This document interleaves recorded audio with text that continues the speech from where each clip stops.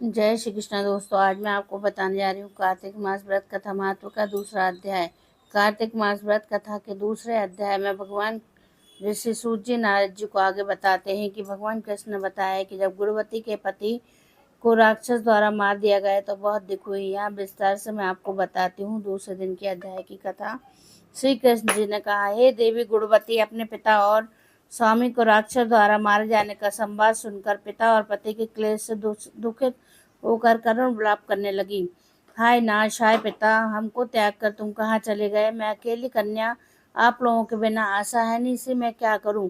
अब मेरे भोजन और वस्त्र आदि की व्यवस्था कौन करेगा? घर में स्नेह पूर्वक पालन पोषण कौन करेगा? मैं कुछ भी नहीं कर सकती। मुझ विधवा की रक्षा कौन करेगा? मैं मूर्खा कहाँ जाऊँ? कौन मेरे दुख को दूर करेगा? क्या करूँ, क्या करूँ? हाय देव, मुझ पर ऐसा कोप हुआ, अब कैसे जीऊँ? मैं बड़ी ही पापिन हूँ। कृष्ण जी ने कहा।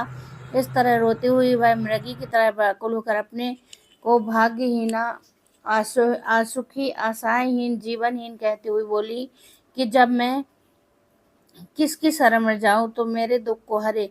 तत्पश्चात वायु से हाथ केले के वृक्ष की तरह पृथ्वी पर गिर पड़ी। अधिक देर होश में न आई, फिर भी अत्यंत करुण विलाप पर बहुत विकल होकर शोक महासागर में डूब गई। अपने पिता की सारी वस्तुएं बेचकर सावधानी के साथ अपने पिता और पति की यथाशक्ति श्रद्धाधिक क्रिया की।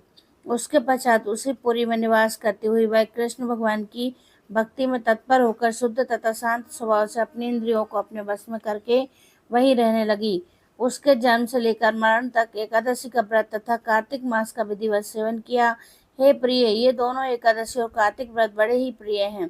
भुक्ति, मुक्ति, पुत्र तथा संपत्ति को देने वाले परम पवित्र हैं। जो मनुष्य तुला की संक्रांति रहते हुए कार्तिक मास में प्रातः काल में स्नान करते हैं, वे चाहे पापी भी ही हों तो भी पापों से मुक्त हो जाते हैं। जो मनुष्य कार्तिक स्नान, जागरण, दीपदान तथा तुलसी के वृक्ष की रक्षा करते हैं, वे साक्षात विष्णु भगवान के तुल्य हैं। जो भक्त कार्तिक मास में कृष्ण भगवान के मंदिर की स्वच्छता तथा विष्णु भगवान का स्वचिंतन करते हैं, वे प्राणी तो जीवन मुक्त हैं। इस प्रकार जो जन कार्तिक मास में 3 दिन तक श्री विष्णु के मंदिर की स्वच्छता तथा उनका पूजन करते हैं, देवगण भी उनकी वंदना करते हैं।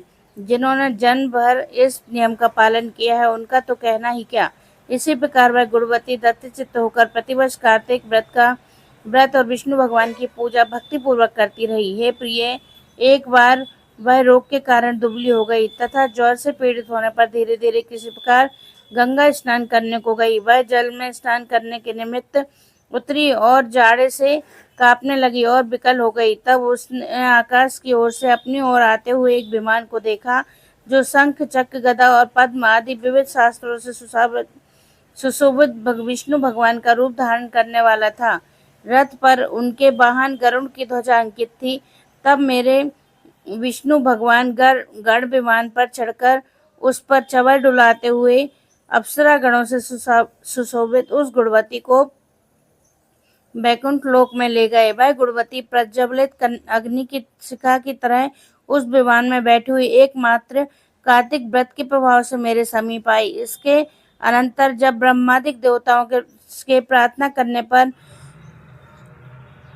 मैं इस मानव लोक में आया, तब मेरे गण भी मेरे साथ आए। हे भामिनी, ये समस्त यादव मेरे ही गण हैं। देवशर्मा नामक प्रिय, जो पूर्व जन्म में तुम्हारा पिता था, वही इस जन्म में सत्राजित होकर यहाँ से, जो पूर्व जन्म में तुम्हारे पति चंद्रमा थे, वही अक्रूर हुए।